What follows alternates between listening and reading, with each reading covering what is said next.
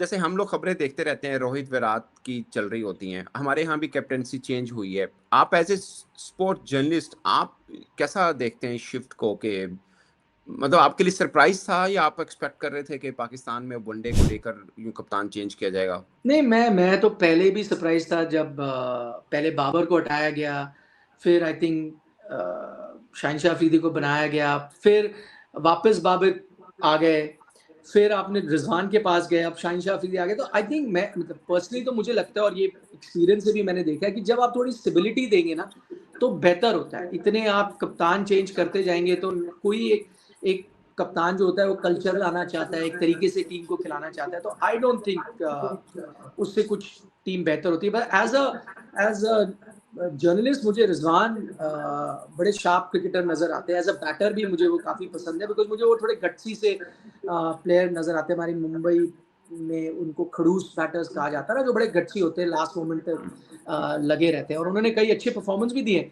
और I think under आप मुझे करेक्ट कर सकते हैं, उनके अंडर आपने ऑस्ट्रेलिया को हराया था पिछले साल, वो मतलब बहुत rare exact ODI series win थी। आपने हराया, आई थिंक साउथ अफ्रीका को हराया आपने, जी, तो जी। वो भी आपकी जबरदस्त परफॉर्मेंस थी। जिम्बाब्वे को आई थिंक हराया था। ओनली जी, चीज आपकी एक वो ट्राई सीरीज अच्छी नहीं हुई थी जस्ट बिफोर चैंपियंस ट्रॉफी, और फिर चैंपियंस ट्रॉफी नहीं अच्छी हुई। जी। आई थिंक दो ऐसे हिकअप्स आए थे, बट आई डोंट थिंक वो इतना कोई बड़ी चीजें थी कि आप एक कैप्टन चेंज कर लेते। मैं again nothing against a bowler, मुझे अभी भी लगता है कैप्टन कप्तान थोड़ा बेहतर होता है। चाहे आप वो बाबर के साथ रहते या रिजवान आए थे तो आई थिंक उनके साथ रहते, तो ये सरप्राइजिंग है। ये मैंने पिछले कुछ टाइम से देखा है पाकिस्तान क्रिकेट में, आपके कोचेस बड़े जल्दी बदल जाते हैं, आपके कैप्टन बहुत जल्दी जल्दी चेंज हो रहे हैं, डायरेक्टर ऑफ क्रिकेट बदल जाते हैं। अब आपके director of cricket I think वो उस तरह की पोजीशन शान मसूद को दे दी गई है as a test captain. Consultant तो मतलब मेरा थोड़ा अनकन्वेंशनल व्यू है, जो मुझे इतना बुरा नहीं लगता actually. It's not a bad idea अगर एक कप्तान को आप पावर दे इवेंचुअली।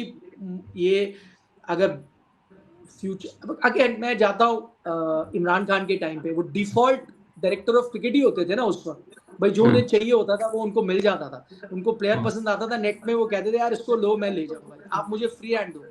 उनकी पर्सनालिटी भी कुछ ऐसी थी, मैं सुनता हूँ उस वक्त कि भाई जो वो मांगते थे उनको दिया जाता, बट उसका नतीजा क्या हुआ?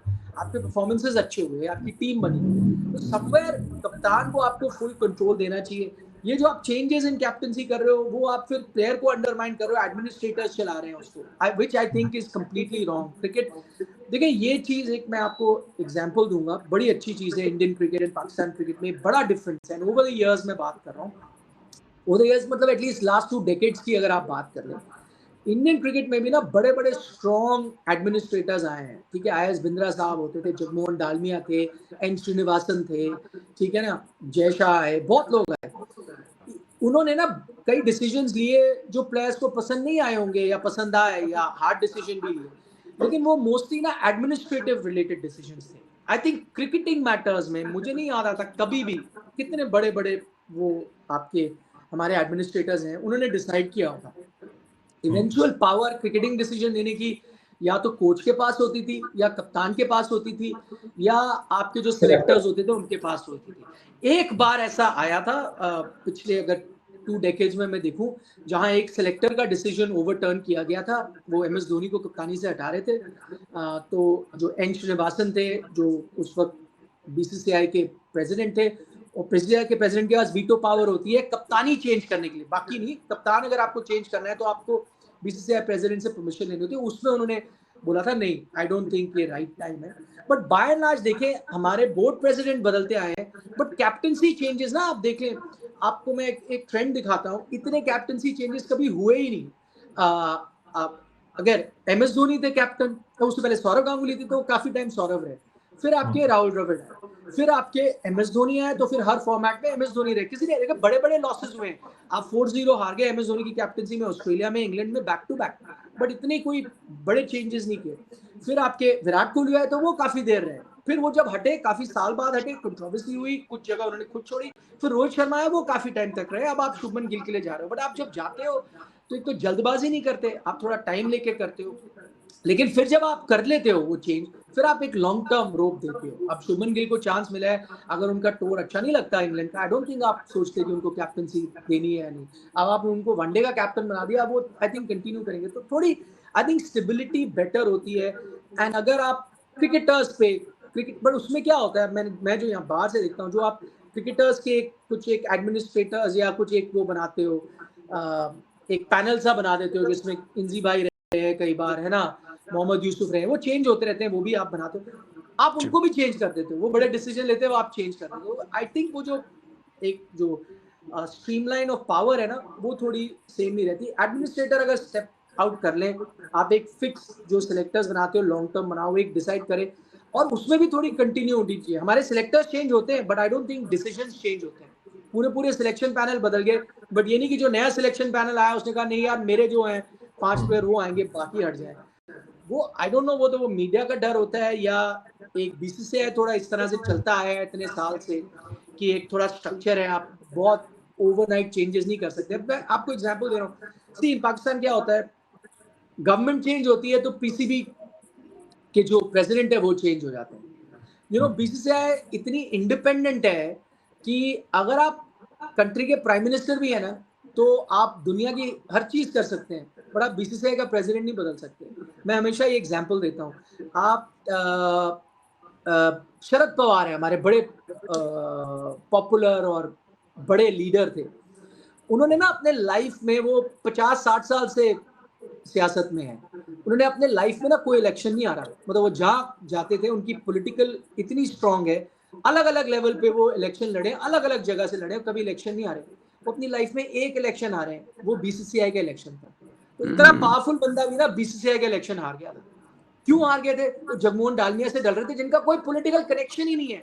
बट इंडियन क्रिकेट ना बड़ा उस लिहाज से बड़ा डेमोक्रेटिक सेटअप है, बड़ा ऑटोनॉमस सेटअप है, जहां आप कितने भी बड़े हो, अगर आपको वहां आना है तो आपको कायदे से आना पड़ेगा। कैसे आना पड़ेगा? आपको स्टेट एसोसिएशन में आना पड़ेगा, पहले स्टेट एसोसिएशन के इलेक्शन जीतने पड़ेंगे, वहां जीतने के बाद फिर बाकी, अगर आपको लेवल पे आना, बाकी स्टेट एसोसिएशन को एक साथ देना होगा, फिर जाके आप बीसीसीआई के हो सकते हो। वरना अगर मैं प्राइम मिनिस्टर भी हूँ, मैं अगर आ जाऊंगा तो आपको कहेंगे नहीं जी थैंक यू वेरी मच, आप नहीं जीते इलेक्शन, ये हमारे रूल्स हैं, ये हमारी कॉन्स्टिट्यूशन है, आप नहीं जीते, सॉरी थैंक यू, आप बाहर जाए। कोई पेट्रन इन चीफ नहीं, I think by default PCB का पेट्रन इन चीफ गवर्नमेंट है, प्राइम मिनिस्टर है, वो होते हैं। यहाँ पे कोई बात ही नहीं है। मतलब ऐसे बहुत बार हुआ है कि पार्टी कोई है पावर में, लेकिन उस स्टेट का, नेशनल तो छोड़ दें, उस स्टेट का जो प्रेसिडेंट होगा स्टेट बॉडी का, वो दूसरी पार्टी का प्रेसिडेंट भी हो सकता है, या नॉन पॉलिटिकल बंदा भी हो सकता है।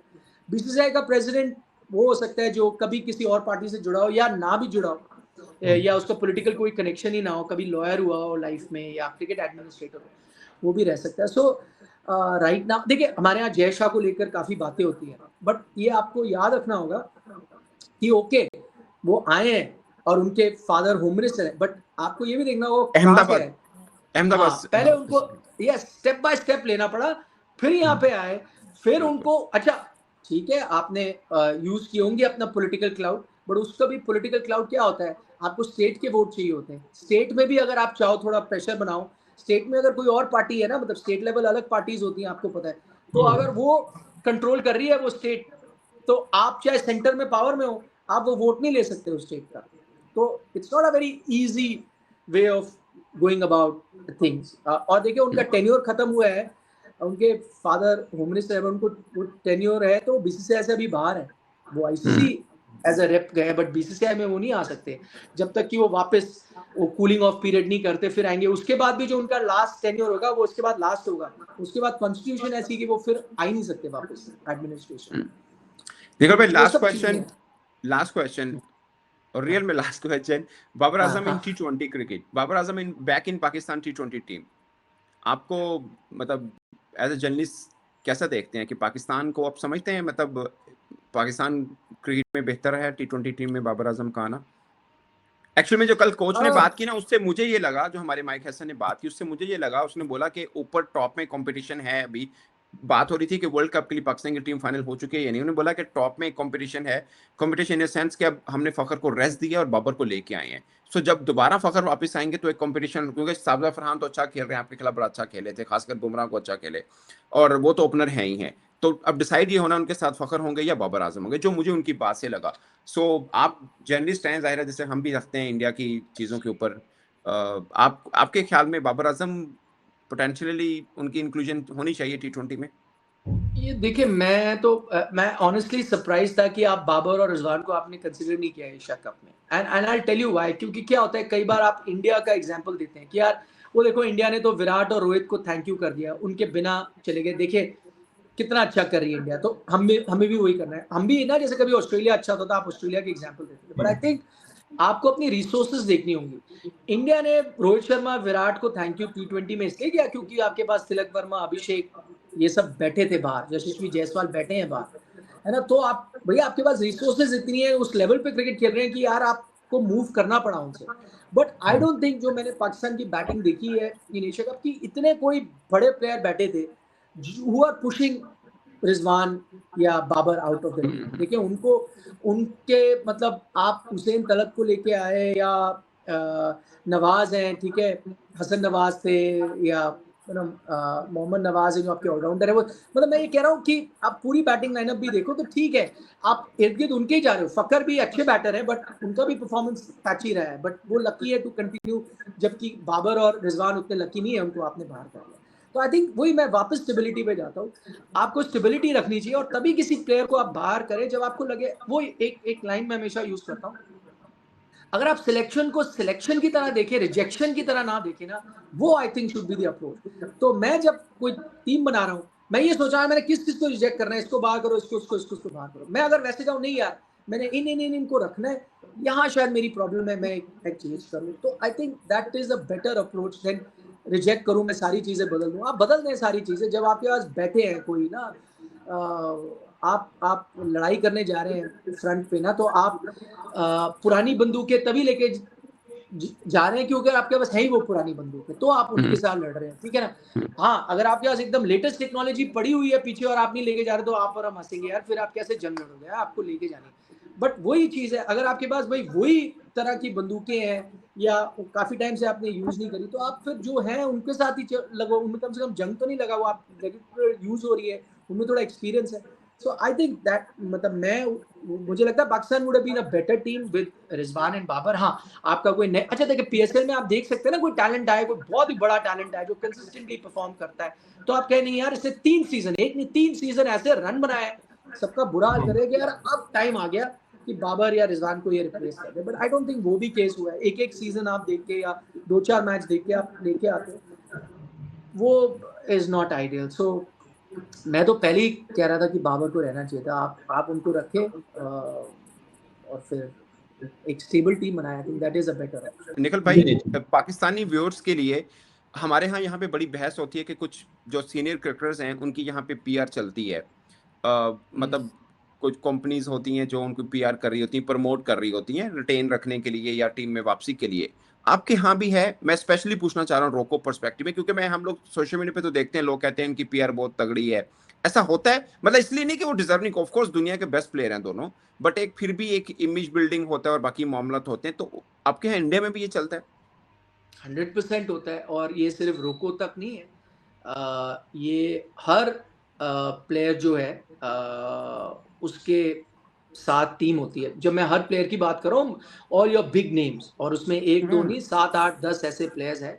बल्कि अब तो आप कई ऐसे प्लेयर हैं जो इंडिया लेवल नहीं भी खेल रहे, वो IPL लेवल पे बड़े नाम है, उनका भी PR चलता है। मुझे ये पता है कि ट्रेंड्स बनाए जाते हैं, ट्रेंड्स क्रिएट किए जाते हैं, क्योंकि एक दो बार ऐसा हुआ है कि किसी प्लेयर के रिलेशन में टूर्नामेंट से पहले मुझे पता चल गया था ये ट्रेंड होगा, और आप यकीन नहीं मानेंगे, वो जब टूर्नामेंट हुआ तो वही ट्रेंड्स मैंने देखा सोशल मीडिया पे शुरू हो गए। तो वो बड़ा डिस्क्रीटली किया जाता है। अब हर प्लेयर की कुछ ना कुछ PR एक्टिविटी चलती है।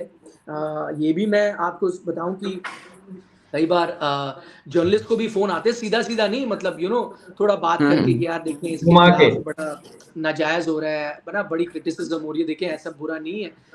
सबके साथ होता है, दे हैव रियलाइज्ड। बट मैं उसमें कई ऑर्गेनिक भी होते हैं। फर्ज करें आप रोहित और विराट की बात करें, तो उनके वैसे ही इतने फैंस हैं। आई थिंक कि अगर विराट कोहली कुछ अच्छा करें या बुरा करें, तो उनकी फैन फॉलोइंग इतनी कि एक नेचुरल ऑर्गेनिक ट्रेंड भी आ ही जाता है। है ना, लोग बात बिल्कुल। करते हैं, चाहे वो क्रिटिसाइज करेंगे या उनकी तारीफें करेंगे, वो नेचुरल तो आएगा।